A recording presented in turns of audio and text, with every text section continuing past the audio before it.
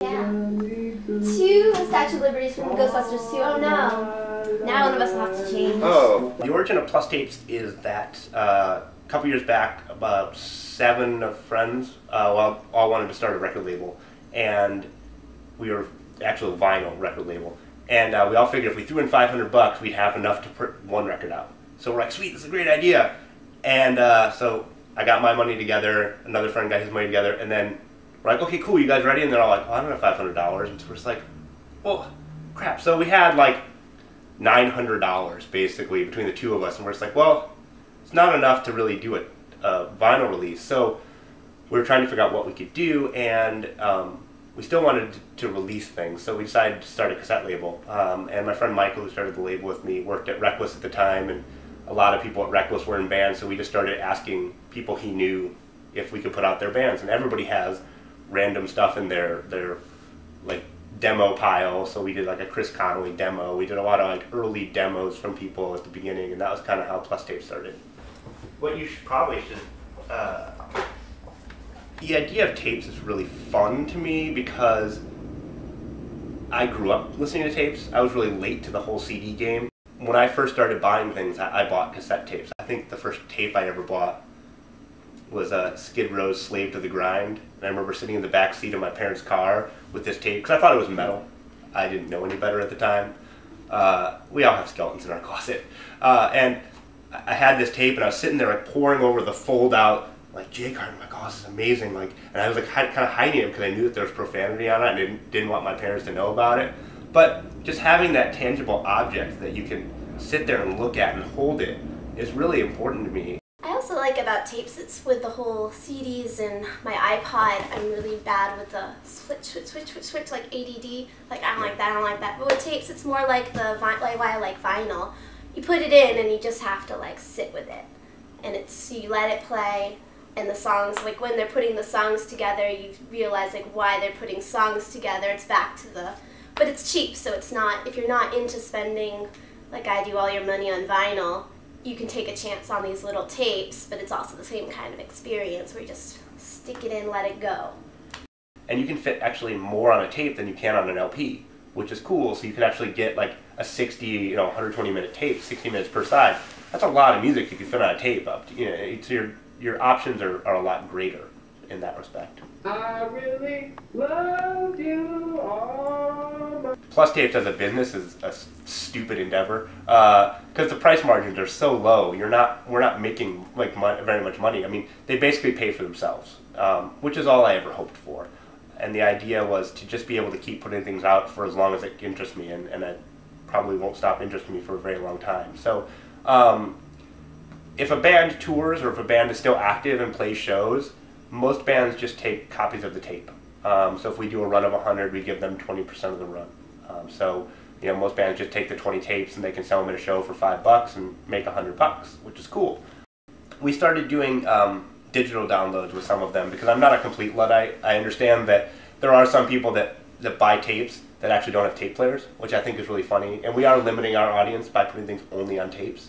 So we'll end up doing like, putting it up on iTunes or things like that. So the people that will never ever buy a cassette tape can still get to the music. Because I mean, ultimately it is about the music. The cost on them is so low that we try and keep things around the $5 price point because we want it to be a fun impulse buy.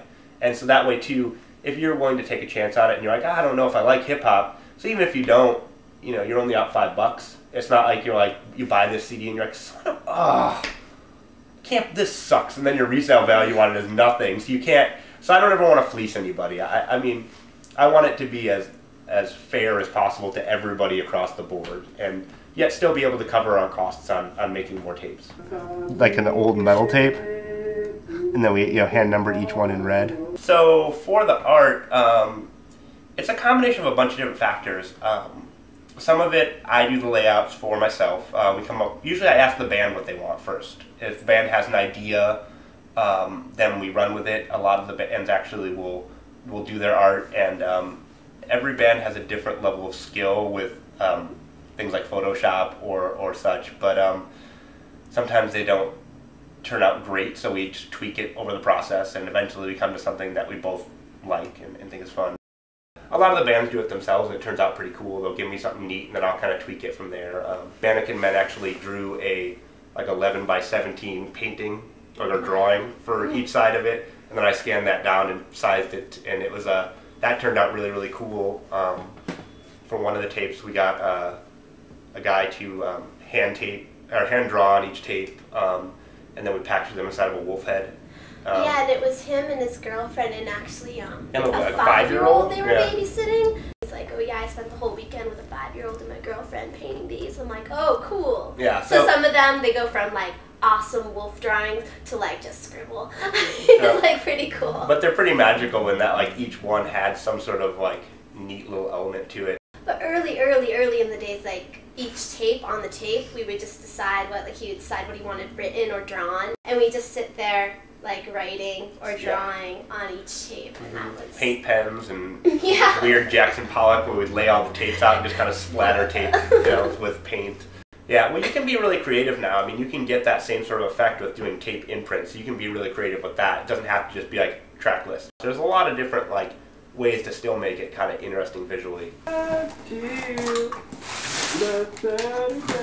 This is the neat tape by Grey Ghost. This is Plustapes 46. It's hard to say. I mean, I definitely have seen a little bit of a decline. We're not selling stuff as quickly as we were for unknown bands.